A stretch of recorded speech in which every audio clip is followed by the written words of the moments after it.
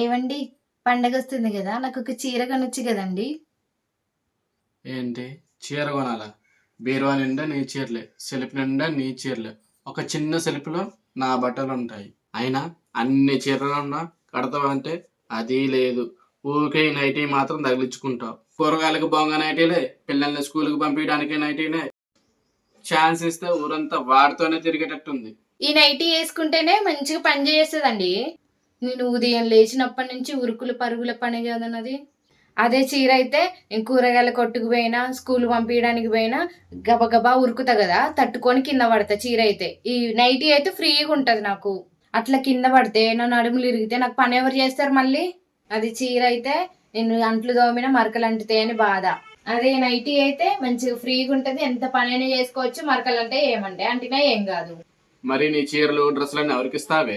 ఎవరైనా అడుగునేటోళ్ళకి ఇచ్చినా తలుచుకుంటారు కదా. బీరువాలో సెల్ఫ్లో నీ చీరలు నీ డ్రెస్సులన్నీ ఎన్ని రోజులని మురగ పెడతావు? నీకు మస్తు తెలివి ఉంది. 1000 రూపాయలు పెట్టి కొన్న చీర ఏమో బీరువాలో పెట్టుకుంటావు, 100 రూపాయలు పెట్టి కొన్న నైటీ ఏమో ఒంటి మీద వేసుకుంటావు. సరే సరే, నీ ముచ్చటికేం తక్కువ లేదు గాని పక్కింటి వదిన పిలుస్తుంది, పోయేస్తా. పోయే పో, నీకేం పర్లేదు వాళ్ళకేం పర్లేదు. కిందికి మీదికి ఆ నైటీ ఒకటి తగిలించుకుని పోతావు. నువ్వు ఉండేదే బక్కగా, ఆ నైటీ వేస్తే అసి పంజరానికి గౌన్ వేసినట్టు ఉంటది. చక్కగా చీర కట్టుకుంటే ఏమైంది నీకు? చక్కగా బుట్ట బొమ్మలాగా ముద్దొస్తావు. ఆయన మీ ఆడవాళ్ళందరికీ ఇది ఒక యూనిఫామ్ అయింది.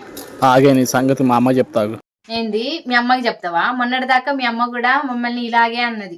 ఏం రోగాలే మీకు, ఊకి నైటీలే తగిలించుకుంటారు, చీరలు కట్టుకుంటే రోగాలా అని. ఇప్పుడేమో చీరలు కట్టుకోవడానికి చాతగాట్లేదని 2 నైటీలు కొన్నది వేసుకుంటుంది. నా సంగతి చెప్తా అన్నావుగా, రా చూపిస్తా మీ అమ్మని కూడా.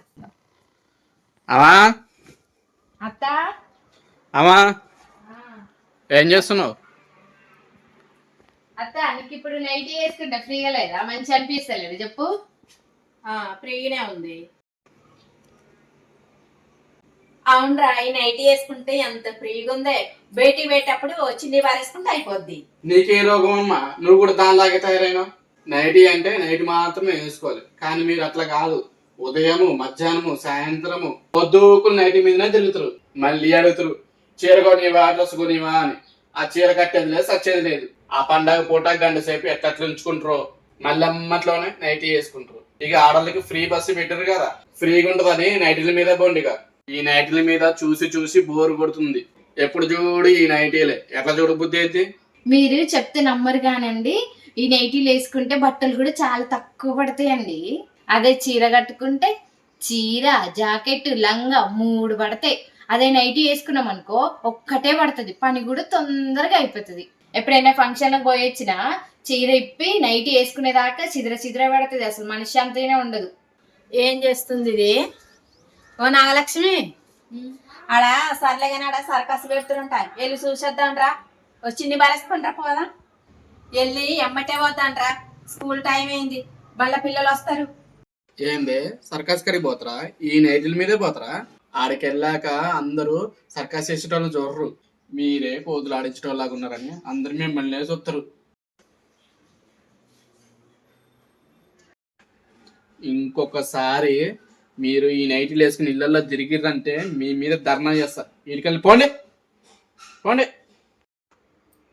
వద్దులే, ఏ నైటీలు వేసుకోండి. సరే తీయత్త, చీర కట్టుకుంటా రేపటి నుంచి.